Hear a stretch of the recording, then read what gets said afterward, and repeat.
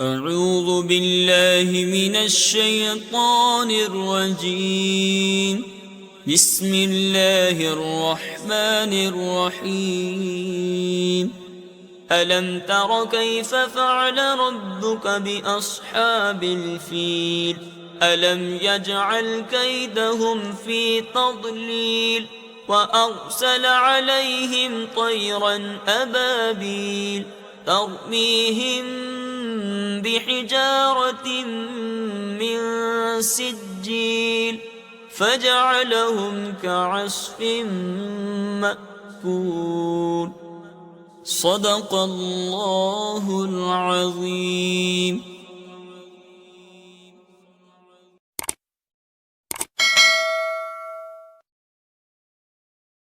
سورہ فیل. سورہ فیل کا تعارف. مقام نزول. سورہ فیل مکہ مکرمہ میں نازل ہوئی ہے. آیات، کلمات اور حروف کی تعداد. اس سورت میں 1 رکوع، 5 آیتیں، 20 کلمے اور 96 حروف ہیں. فیل نام رکھنے کی وجہ، عربی میں ہاتھی کو فیل کہتے ہیں اور اس سورت کی پہلی آیت میں ہاتھی والوں کا واقعہ بیان کیا گیا ہے. اس مناسبت سے اسے سورہ فیل کہتے ہیں. سورہ فیل کے مضامین. اس سورت میں یمن کے بادشاہ ابرہا کا واقعہ بیان کیا گیا کہ اس نے اپنی قوت اور مال پر بھروسہ کرتے ہوئے خانہ کعبہ پر حملہ کیا تو اس کی فوج پر اللہ تعالیٰ نے چھوٹے چھوٹے پرندے بھیجے جنہوں نے ان پر کنکر کے پتھر برسائے اور انہیں جانوروں کے کھائے ہوئے بھوسے کی طرح کر دیا. سورہ ہمزہ کے ساتھ مناسبت.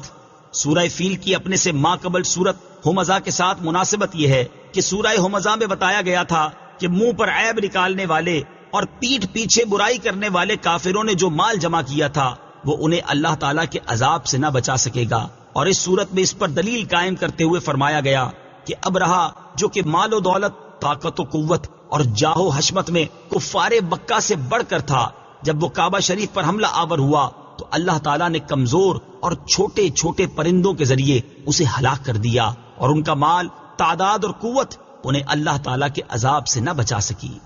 بسم اللہ الرحمن الرحیم. ترجمہ: اللہ کے نام سے شروع جو نہایت مہربان رحمت والا ہے. أَلَمْ تَرَ كَيْفَ فَعَلَ رَبُّكَ بِأَصْحَابِ الْفِيلِ أَلَمْ يَجْعَلْ كَيْدَهُمْ فِي تَضْلِيلٍ وَأَرْسَلَ عَلَيْهِمْ طَيْرًا أَبَابِيلَ تَرْمِيهِمْ بِحِجَارَةٍ مِّن سِجِّيلٍ فَجَعَلَهُمْ كَعَصْفٍ مَّأْكُولٍ. ترجمہ: اے محبوب، کیا تم نے نہ دیکھا کہ تمہارے رب نے ان ہاتھی والوں کا کیا حال کیا؟ کیا اس نے ان کے مکر و فریب کو تباہی میں نہ ڈالا اور ان پر فوج در فوج پرندے بھیجے جو انہیں کنکر کے پتھروں سے مارتے تھے تو انہیں جانوروں کے کھائے ہوئے بھوسے کی طرح کر دیا. أَلَمْ تَرَ كَيْفَ فَعَلَ رَبُّكَ بِأَصْحَابِ الْفِيلِ. اے محبوب، کیا تم نے نہ دیکھا کہ تمہارے رب نے ان ہاتھی والوں کا کیا حال کیا؟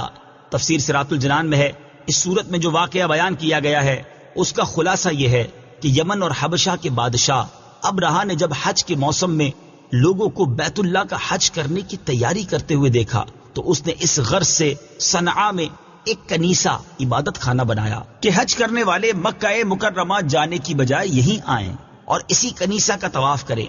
عرب کے لوگوں کو یہ بات بہت ناگوار گزری اور قبیلہ بنی کرانہ کے ایک شخص نے موقع پا کر اس کنیسہ میں قضائے حاجت کی اور اس کو نجاست سے آلودہ کر دیا. جب ابرہا کو یہ بات معلوم ہوئی تو اسے بہت پیش آیا اور اس نے قسم کھائی کہ وہ کعبہ معظمہ کو گرا دے گا. چنانچہ وہ اس ارادے سے اپنا لشکر لے کر چلا. اس لشکر میں بہت سے ہاتھی بھی تھے اور ان کا ایک پیش رو ایک بڑے جسم والا کوہ پیکر ہاتھی تھا جس کا نام محمود تھا. ابرہا جب مکہ مکرمہ کے قریب پہنچا تو اس نے اہل مکہ کے جانور قید کر لیے اور ان میں حضرت عبد المطلب کے 200 اونٹ بھی تھے. حضرت عبد المطلب ابرہا کے پاس آئے تو اس نے ان کی تعظیم کی اور اپنے پاس بٹھا کر پوچھا کہ آپ کس مقصد سے یہاں آئے ہیں اور آپ کا کیا مطالبہ ہے؟ آپ نے فرمایا میرا مطالبہ یہ ہے کہ میرے اونٹ مجھے واپس کر دیے جائیں. ابرہا نے کہا مجھے آپ کی بات سن کر بہت تعجب ہوا ہے. کہ میں اس خانہ کعبہ کو ڈھانے کے لیے یہاں آیا ہوں جو آپ کا اور آپ کے باپ دادا کا معظم و محترم مقام ہے، آپ اس کے لیے تو کچھ نہیں کہتے اور اپنے اونٹوں کی واپسی کا مطالبہ کر رہے ہیں۔ آپ نے فرمایا میں اونٹوں ہی کا مالک ہوں، اس لیے انہی کے بارے میں کہتا ہوں، اور کعبے کا جو مالک ہے وہ خود اس کی حفاظت فرمائے گا۔ یہ سن کر ابرہہ نے آپ کے اونٹ واپس کر دیے۔ حضرت عبد المطلب نے واپس آ کر قریش کو صورتحال سے آگاہ کیا اور انہیں مشورہ دیا کہ وہ پہاڑوں کی گھاٹیوں اور چوٹیوں میں پناہ گزین ہو جائیں۔ چنانچہ قریش نے ایسا ہی کیا اور حضرت عبد المطلب نے کعبے کے دروازے پر پہنچ کر بارگاہ الہی میں کعبے کی حفاظت کی دعا کی، اور دعا سے فارغ ہو کر آپ بھی اپنی قوم کی طرف چلے گئے۔ ابرہہ نے صبح تڑکے اپنے لشکر کو تیاری کا حکم دیا تو اس وقت محمود نامی ہاتھی کی حالت یہ تھی کہ جب اسے کسی اور طرف چلاتے تو چلتا تھا، لیکن جب کعبے کی طرف اس کا رخ کرتے تو وہ بیٹھ جاتا تھا۔ اللہ تعالیٰ نے ابرہہ کے لشکر پر سمندر کی جانب سے پرندوں کی فوجیں بھیجی، اور ان میں سے ہر پرندے کے پاس 3 کنکریاں تھیں، 2 دونوں پاؤں میں اور 1 چونچ میں تھی۔ وہ پرندے آئے اور کنکر کے پتھروں سے انہیں مارنے لگے۔ چنانچہ جس شخص پر وہ پرندہ سنگریزہ چھوڑتا تو وہ سنگریزہ اس کے خود کو توڑ کر سر سے نکلتا ہوا جسم کو چیر کر ہاتھی میں سے گزرتا ہوا زمین پر پہنچ جاتا، اور ہر سنگریزے پر اس شخص کا نام لکھا ہوا تھا جس سنگریزے سے اسے ہلاک کیا گیا۔ اس طرح ان پرندوں نے ابرہہ کے لشکریوں کو جانوروں کے کھائے ہوئے بھوسے کی طرح کر دیا۔ جس سال یہ واقعہ رونما ہوا اسی سال سرکار دو عالم صلی اللہ تعالی علیہ وآلہ وسلم کی ولادت ہوئی۔ صدق اللہ العظیم۔